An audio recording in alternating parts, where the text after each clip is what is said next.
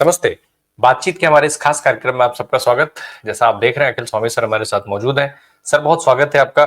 Sir, Gujarat को लेकर के राहुल गांधी ने जिस तरीके का चैलेंज प्रधानमंत्री को दिया था कि इस बार इंडिया गठबंधन आपको हरा देगा, राहुल गांधी उस पर काम करते हुए दिखाई दे रहे हैं। एक तरफ वो कांग्रेस पार्टी में गुटबाजी की बात कर रहे हैं, तो दूसरी तरफ वो ये कह रहे हैं कि कांग्रेस जो है वो खुद गुजरात के युवाओं से रिश्ता बनाने के लिए गए हैं। प्रधानमंत्री भी हमेशा युवाओं की ही बात करते हैं। अब जब कांग्रेस के मंच पर खड़े होकर राहुल गांधी ये कह रहे हैं कि कांग्रेस गुजरात के अंदर लोगों को रास्ता नहीं दिखा पाई, क्या ऐसे इस तरीके की घोषणाओं, इस तरीके के खुद के ऊपर सवाल उठा लेने के बाद भी युवा जुड़ेंगे क्या राहुल गांधी के साथ? जय संविधान। देखिए रामप्रकाश जी, असली मुद्दा यह है कि पहली बात तो यह है कि राहुल गांधी की नीयत अच्छी है खराब, ये देश की जनता को ये डिसाइड करना है। अच्छा, ये जो उन्होंने स्ट्रेटेजी अपनाई, पहले उन्होंने यात्राएं की, 2 यात्राएं की, उसके बाद जिस प्रकार से वो कुलियों से मिलने गए, कारपेंटर से मिलने गए, मिस्त्रियों से मिलने गए, तो इसका मतलब यह है कि समाज के हर वर्ग को वो ये मैसेज, अच्छा उनकी बात को समझ रहे हैं। जैसे कुलियों ने कहा, साहब हमारी डिमांड, जो सबसे बड़ी डिमांड है कि हमें डी ग्रेड का एम्प्लॉय घोषित कर दिया जाए। बहुत बड़ा मुद्दा नहीं है, बहुत ज्यादा पैसा सरकार को नहीं खर्च करना पड़ेगा, लेकिन वो लोग जो श्रम करते हैं, पसीना बहाते हैं, हम लोगों की मदद करते हैं, उन पे ध्यान देने का जो उन्होंने काम किया वो बहुत अच्छा किया। दूसरा मुद्दा यह है, देखिए जो जिन नौजवानों की आप बात कर रहे हैं, जो युवाओं की आप बात कर रहे हैं, वास्तविकता में युवा देश के बुद्धिमान हैं, लेकिन उनके बुद्धि पर एक पर्दा डाल दिया गया था, एक प्रकार का वो कर दिया गया था, जिससे उनको ये नहीं समझ में आ रहा था कि ये हिंदुत्व की रक्षा हो रही है या वास्तविकता में सनातन धर्म, हिंदू धर्म का नाश हो रहा है और उनके साथ साथ उनके भविष्य का नाश हो रहा है। देखिए ये बात तो कोई भी आदमी हो, छोटे से छोटा आदमी हो, बड़े से बड़ा आदमी हो, बुद्धिमान आदमी हो, एंटायर पॉलिटिकल साइंस का एमए हो, ना पढ़ा हो, असली डिग्री वाला हो, फर्जी डिग्री वाला हो, सबको पता है उसके घर की स्थिति क्या है। हर आदमी के घर के अंदर जो उसकी इनकम थी, जो उसकी एक्सपेंडिचर थी, जो उसकी सेविंग थी, जो उसका शेयर मार्केट में इन्वेस्टमेंट था, जो एफडी में था, उसका पूरा लेखा जोखा भारत की हर घर की महिलाओं के पास और पुरुषों के पास रहता है।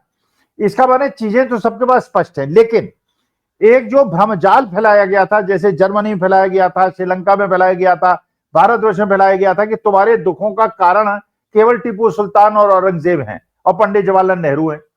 अरे भाई, आज के तारीख में 11 साल से तुम सत्ता में बैठे हुए हो और तुम बच्चों को नौकरियां नहीं दे पा रहे हो, तुम कॉलेजेस बंद कर रहे हो, तुम स्कूल्स बंद कर रहे हो, तुम जो जहां इंडस्ट्रियलाइजेशन होना चाहिए वो नहीं हो रहा है, तुम्हारा देश का जीडीपी गिर रहा है, लोन बढ़ रहा है। तो देखिए देश के बच्चे, कोई भी बच्चा, लेकिन असल में एक प्रकार का रोजगार भारतीय जनता पार्टी ने उनको उपलब्ध करा दिया है, क्योंकि अडानी जी उनके साथ हैं, पूंजीपति उनके साथ हैं, ईडी सीबीआई उनके साथ है, फिर चुनावी बॉन्ड उनके साथ हैं, पीएम केयर फंड उनके पास है।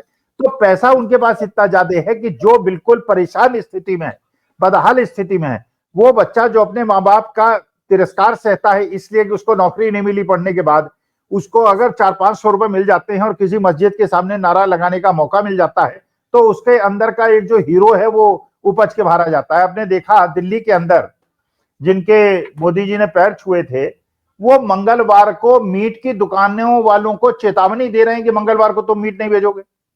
अब बताइए आप रामप्रकाश जी, खुद सोचिए, क्या शेरों को, जो सारे जू के अंदर शेर रहते हैं, या जो अनंत अंबानी का प्राइवेट जू है जो कि गैर कानूनी है, जिसकी परमिशन नहीं ली गई है और जो दंडनीय अपराध है, क्या उस दिन शेरों को सब्जी खिलाओगे या तरबूज खिलाओगे या खरबूजा खिलाओगे, उनको नॉनवेज नहीं खिलाओगे? पर किस तरह की बातें, किस तरह का घृणा, किस प्रकार का माहौल। अच्छा, उस माहौल से जो लोग खुश होते हैं, जिनको सैडिस्टिक प्लेजर मिलता है, वो अपने देश, अपने घर की स्थिति को नहीं समझ पा रहे हैं। वो डोनाल्ड ट्रंप जिस प्रकार से अब खुलेआम कह रहा है कि मैंने मोदी जी को डरा दिया है और मोदी जी डर गए हैं और टैरिफ कम करने के लिए तैयार हो गए, जबकि नेपाल के जो प्रवासी वहां से भेजे गए हैं अमेरिका से वापस, वो बिना हथकड़ी बेड़ी के भेजे गए, मैक्सिको के बिना हथकड़ी बेड़ी के भेजे गए। सारे विश्व के देशों के जितने भी प्रवासी हैं उनको बिना हथकड़ी और बेड़ियों के भेजा गया है। केवल भारतवर्ष के प्रवासियों को अपमानित करके और बेइज्जत करके भेजा जा रहा है। पीयूष गोयल जब अमेरिका में बैठे हुए हैं, उस समय डोनाल्ड ट्रंप एक प्रकार से भारतवर्ष का मजाक बना रहे हैं और भारत वह चुपचाप बैठा हुआ है। कनाडा के अंदर उन लोगों ने अमेरिकन प्रोडक्ट जो टमाटर वगैरह अमेरिका से आता है उसको खाना बंद कर दिया है कि हम अमेरिका से आए हुए किसी सामान को नहीं खरीदेंगे। तो मारी बात है, भारत जैसा बड़ा देश जिसके पास 140 करोड़ की जनसंख्या है, जो कंजम्पशन इकोनॉमी है, लेकिन उनके सामने अब ये देश की जनता को, मेरे ख्याल से युवाओं को समझ में आ रहा है, देश की जनता को समझ में आ रहा है कि मोदी जी डोनाल्ड ट्रंप के सामने इसलिए झुक रहे हैं कि अडानी जी का मसला फंसा हुआ है, क्योंकि यूएस एड के मसले में उन्होंने कह दिया है डोनाल्ड ट्रंप ने ये पैसा मैंने भारतवर्ष को नहीं मोदी जी को दिया था। तो मोदी जी को इस प्रकार से दबोच लिया है डोनाल्ड ट्रंप ने।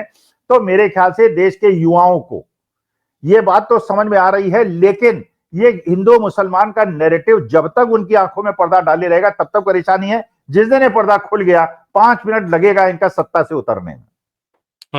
अब जब सब खुद प्रधानमंत्री जहां जा करके सब्जी भाजी खिला रहे हैं शेरों को, तो उसमें परमिशन की जरूरत फिर किसको पड़ेगी सर? किससे परमिशन लेने की जरूरत पड़ेगी और क्यों पड़ेगी?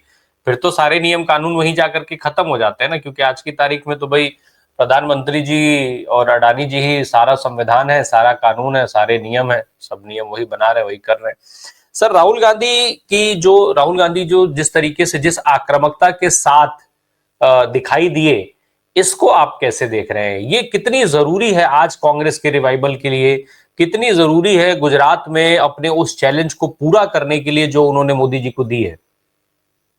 देखिए, असली मुद्दा राहुल गांधी को यह समझना पड़ेगा कि ये कुलियों ने भी कहा, जब वो कुलियों से मिले न्यू दिल्ली रेलवे स्टेशन ने, कुलियों ने कहा कि हमारी पूरी जमात में आपको हम लोग पूजते हैं, आपकी बहुत ज्यादा इज्जत करते हैं, आपसे प्यार करते हैं।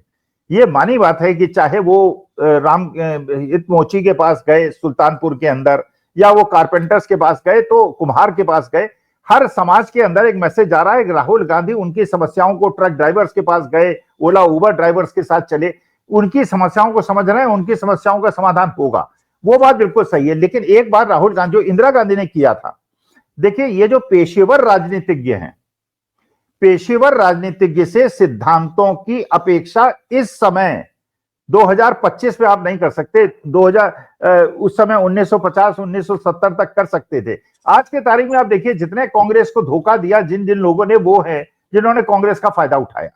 तो आपको, और ये राहुल गांधी कर रहे हैं, ये राहुल गांधी उस दिशा में काम कर रहे हैं जब वो संविधान सभा संबोधित कर रहे हैं वहां दलित और बाकी लोगों को। अब देखिए आकाश आनंद के साथ जो बहन मायावती ने किया है, वास्तविकता में भाई क्या बहन मायावती जी में इतना भी वो नहीं है जानने का कि अपने भतीजे को कभी वो प्रमुख बना देती हैं, फिर हटा देती हैं, फिर बना देती हैं, फिर पार्टी से निकाल देती हैं।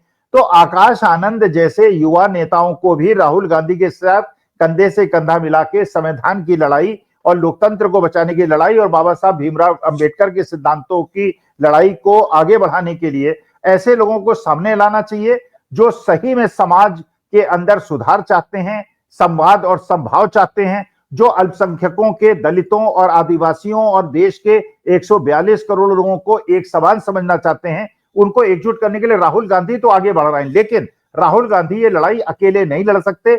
नीचे के लोग जो राजनीतिक पेशेवर हैं वो समझते हैं राहुल गांधी की पॉपुलैरिटी बढ़ेगी, हम इलेक्शन जीत जाएंगे।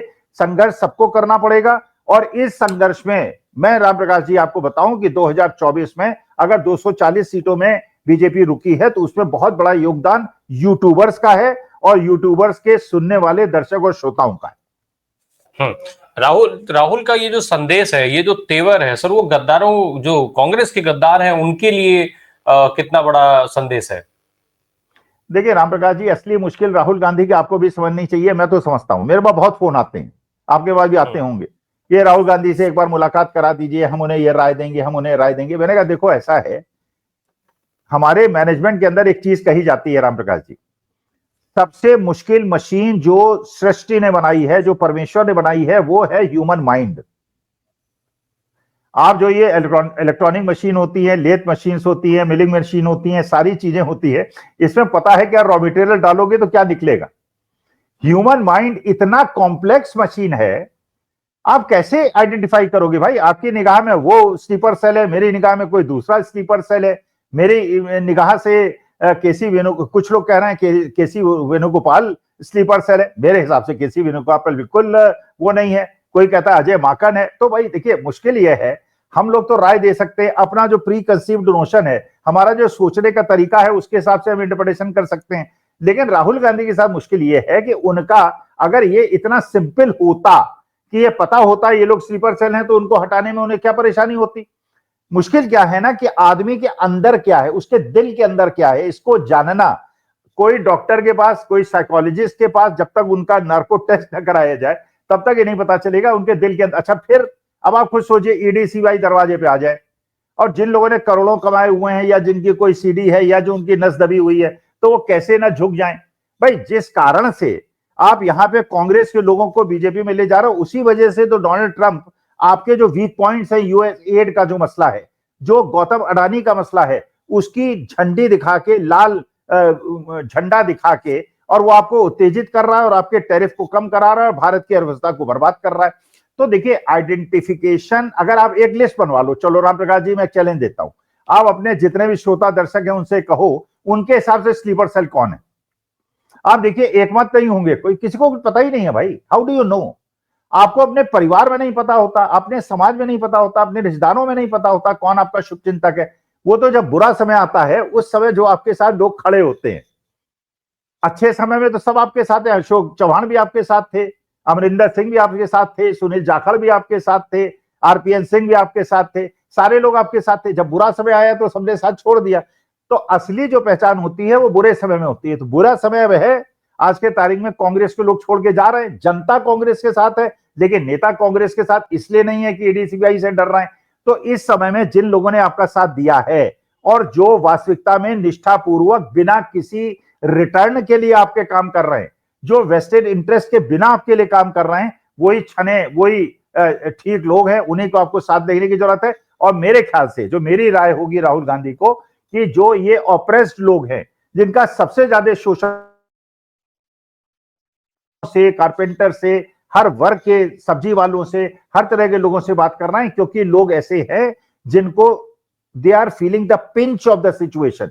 बाकी जो मिडिल क्लास है वो भी धीरे धीरे समझ रहा है, क्योंकि उसको ये समझ रहा है कि विश्व में डंका नहीं बोल रहा है। वास्तविकता में अमेरिका की जो हालत है, कनाडा की जो हालत है, केन्या से जो हालत है, श्रीलंका से, बांग्लादेश से, हर देश से, विश्व का कोई ऐसा देश नहीं है आज के तारीख में जो भारतवर्ष के साथ खड़ा हो। धीरे धीरे मिडिल क्लास की भी आंखें खुल रही हैं। जो बड़े बड़े पूंजीपति हैं उनकी आंखें न खुली हैं न खुलेंगी। लेकिन समाज के अंदर राहुल गांधी के प्रति समर्पण है, और यूट्यूबर्स के साथ संपर्क करके उन लोगों का एक मनोबल बढ़ा के, क्योंकि वो लोग निस्वार्थ भाव से उस शक्तियों के साथ काम कर रहे हैं जो लोकतंत्र और संविधान को खत्म करने के लिए हैं, उनका विरोध करने के लिए कर रहे हैं। तो उनसे भी कोऑर्डिनेशन बहुत ज्यादा आवश्यक है, क्योंकि गोदी मीडिया पूरी तरह से बिक चुका है। कभी शबा मोहम्मद को ले आता है, कभी औरंगजेब को ले आता है, अखबारों में आप पढ़ते हैं, वहां से आपको सही सूचना नहीं मिलती। तो जनता तक बात पहुंचाने के लिए कांग्रेसी कार्यकर्ताओं के साथ साथ आपको ऐसे यूट्यूबर्स को भी आइडेंटिफाई करने की आवश्यकता है जो वास्तविकता में बिना किसी रिटर्न के देश के संविधान और लोकतंत्र को बचाने के लिए संघर्ष कर रहे हैं। राहुल गांधी सर इसको कैसे समझें, क्योंकि आप कह रहे हैं नार्को टेस्ट, तो अब राहुल गांधी सारे कांग्रेस नेताओं का नार्को टेस्ट करवाएं, क्योंकि भाई केसी वेणुगोपाल के आपने जिक्र किया, उसी केसी वेणुगोपाल पे आरोप लगता है कि वो राहुल गांधी के इर्द गिर्द उन्होंने ऐसा घेरा बना रखा है कि लोग राहुल गांधी तक पहुंच ही ना पाए आसानी से। पहले ही फिल्टर कर लिया जाता है, जो अपने मुफीद रहेंगे उनको आगे बढ़ाया जाएगा, जो मुफीद नहीं है उसको किनारे लगा दिया जाता है। तो ऐसे आरोप बहुतों पर लगे हैं। लेकिन क्या ऐसे नेताओं को आइडेंटिफाई करना एक जिम्मेदारी, दूसरी कांग्रेस के अंदर इस परिस्थिति में, जैसा आपने जिक्र किया कि जो आज खराब दौर में कांग्रेस के साथ खड़े हैं, बहुत से ऐसे नेता हैं जिनके ऊपर यह आरोप लगता है कि भारतीय जनता पार्टी के दबाव में वो कांग्रेस पार्टी में बने हुए हैं, ताकि जब भी जरूरत पड़े भारतीय जनता पार्टी उनका इस्तेमाल कर पाए। और ऐसा देखा जाता है, कभी एक्टिविटीज से, कभी बयानों से वो लोग लाभ पहुंचाते हुए देखे जाते हैं। उनके बयान, उनकी गतिविधियां जो है वो कांग्रेस को नुकसान करती हैं। देखिए, वही चीज जो राहुल गांधी ने पहचानी और समझी, इसीलिए उन्होंने अपने नेताओं को छोड़ के जनता से सीधा संपर्क किया। भाई, पदयात्राओं का मतलब क्या था? जनता से संपर्क। क्योंकि उस समय ये इमेज बना दी गई थी कि राहुल गांधी जो है संवाद नहीं कर सकते, उनको नॉलेज नहीं है, ही से शहंशाह हैं, वो शहजादे हैं। जब वो पदयात्रा में चले तो जनता ने देखा, लाखों करोड़ों लोगों ने देखा, उन्होंने कहा कि लड़का में दम तो है, ये हमारे ही जैसा है, हमें कितनी प्यार से ट्रीट करता है, गले लगाता है, हमसे प्यार से बात करता है। फिर उसके बाद उन्होंने हर सेगमेंट के गरीब से गरीब लोगों के साथ बैठे, उनका जीवन स्तर सुधारा। अब आप ये सोचिए, मान लीजिए मैं कुली होता और मैंने वो दृश्य देखा होता कि उन कुलियों से मिलने कोई नहीं गया और उन कुलियों के साथ राहुल गांधी बैठे। पिछली बार तो उनकी शर्ट भी पहन ली थी, उनकी बेल्ट भी पहन ली थी, उनके साथ बैठ के बात की, कभी सब्जी वालों से बात की, कभी आजादपुर मंडी चले गए, कभी ट्रक ड्राइवर से बात की। ट्रक ड्राइवर से जब उन्होंने बात की तो ये मैसेज दिया कि कनाडा का ट्रक ड्राइवर $10,000 पर मंथ कमाता है और उनके पास एसी वैन होता है, वो बिल्कुल बड़ी कोठी में रहता है, अपनी पर्सनल बड़ी कार उसके पास होती है। और भारत का जो ट्रक ड्राइवर है वो बेचारा उसका जीवन जो है 16-16 घंटे वो गाड़ी चलाता है और उसको कोई सुविधा नहीं मिलती। न वही उन्होंने रेलवे के लोको ड्राइवर्स के बारे में बताया, ना कोई टॉयलेट है, लेडीज के लिए टॉयलेट नहीं है। तो देश की जो समस्याएं हैं, हर सेगमेंट की समस्याएं हैं, राहुल गांधी, देखिए ये बात तो देखिए बहुत मुश्किल है, राहुल गांधी को दोष देना बहुत आसान है। राहुल गांधी विश्वास किस पे करें भाई? जिस पे वो विश्वास करें वही अगर अविश्वसनीय हो, ये इट्स ए डिफिकल्ट टास्क। इसीलिए राहुल गांधी ने सीधे समाज से और सीधे जनता से संपर्क करके ये, लेकिन आप सीधे क्योंकि जनता से संपर्क नहीं कर सकते, इसीलिए मैं एक निवेदन कर रहा हूं भाई, यूट्यूबर जो हैं भाई, आप देखिए आपके व्यूज कितने होते हैं। इस बार तो बधाई आपको, आप टॉप 20 में आ गए, पहली बार टॉप 20 में आए, भगवान करे आप टॉप 10 में आ जाए। तो ये आपके दर्शक श्रोता, आपके समर्थन बेस हैं, ये जो आप क्यों देख रहे हैं आपको, क्योंकि आपका समर्थन करते हैं, आपके आइडियोलॉजी का समर्थन करते हैं। अगर आपके व्यूअर्स बढ़ेंगे, अगर आपके सब्सक्राइबर्स बढ़ेंगे, इसका माने आपका मैसेज वहां तक जा रहा है। भाई हम लोग झूठ तो नहीं बोल रहे भाई, हम कह रहे हैं कि आप लोग कोई डंका वंका नहीं बज रहा है यार विश्व में। आप कौन सा दे, श्रीलंका में डंका बज रहा है या क्या बांग्लादेश में बज रहा है, क्या पाकिस्तान में बज रहा है, चीन में बज रहा है, ऑस्ट्रेलिया में बज रहा है, अमेरिका में बज रहा है, कनाडा में बज रहा है, कहां बज रहा है यही बता दो। लेकिन नहीं, तो अच्छा ये भी आरटीआई से पता चल गया कि मोदी जी जो अमेरिका गए थे वहां जाके कोई एग्रीमेंट साइन नहीं हुआ है, बिना एग्रीमेंट साइन कराए वापस आए, तो गए क्यों थे? और वहां पे डोनाल्ड ट्रंप जो कह रहा था कि ब्रिक्स इज डेड, वहां पे कोई बोलने, जबकि यूक्रेन जैसा एक दबा हुआ देश का प्रेसिडेंट कुछ बोल सकता है। तो देखिए हम लोग जो है एक प्रकार से निस्वार्थ भाव से, बिना किसी रिटर्न की अपेक्षा किए हुए, हमें कुछ नहीं चाहिए, ना कांग्रेस से कुछ चाहिए, ना भारतीय जनता पार्टी से कुछ चाहिए। हमको तो एक सुंदर भारतवर्ष चाहिए जिसमें मिलजुल के लोग रहें, हमारी लोकतांत्रिक व्यवस्थाओं का पालन होता रहे और देश के अंदर संविधान बचे। हम उसके लिए संघर्ष कर रहे हैं। तो अगर इस प्रकार से कोऑर्डिनेशन राहुल गांधी अपने गिने चुने लोगों के साथ यूट्यूबर से करें जिससे हम जनता तक बात पहुंचाए, वरना इनकी जो नेटवर्क कमजोर है उसकी वजह तक जो इनकी बात है वो अखबारों से नहीं पहुंचती, वो गोदी मीडिया से नहीं पहुंचती। 80% देश के लोग गोदी मीडिया और अखबार पढ़ते हैं, उन्हें लगता है जो अखबार में छपा है वो ठीक है, जो गोदी मीडिया में दिख रहा है वो ठीक है। इसलिए यूट्यूबर्स को और इस प्रकार से संचार माध्यमों का, इसीलिए आईटी एक्ट के तहत, आईटी बिल के तहत ये लगाम लगाने की जिम्मेदारी हो रही है कि सोशल मीडिया पे कंट्रोल किया जाएगा। और आपके अगर कहीं भी कोई फाइनेंशियल ट्रांजैक्शन छोड़िए, अगर कोई और भी इधर उधर की वीडियो आपने डाल दी होगी, आपको जेल के अंदर डाल के और आपसे कहा जाएगा कि भारतीय जनता पार्टी का समर्थन करो, वरना 5 साल के लिए अंदर कर देंगे, 5 साल बाद निर्दोष हो जाना, छूट जाना। तो ये हर इसलिए हथकंडे अपना रहे हैं कि सोशल मीडिया से उनको डर लगता है और सोशल मीडिया ही एक आज की तारीख में एक ऐसा अस्त्र है जिससे राहुल गांधी बिना बड़े बड़े नेताओं की मदद लिए हुए जनता तक सीधे पहुंच सकते हैं। सर, अब आपने आईटी बिल का जिक्र कर दिया, तो आप चूंकि आप उस विधा के रहे हैं, तो एक चीज और समझ लिया जाए कि ये जो आईटी बिल लेकर के आया गया है, इससे जनता को क्या मिलेगा? क्या ये वही तमाचा है जिसका जिक्र जब बजट पेश हुआ था और 12 लाख तक शून्य टैक्स की बात हो रही थी, तब जब जो मैंने सवाल किया था कि निर्मला ताई ने अभी गाल सहलाया है, तमाचा जो है वो बाद में मारेंगी, तो ये वही तमाचा है? ये तमाचा तो देश के 143 करोड़ लोगों के लिए है।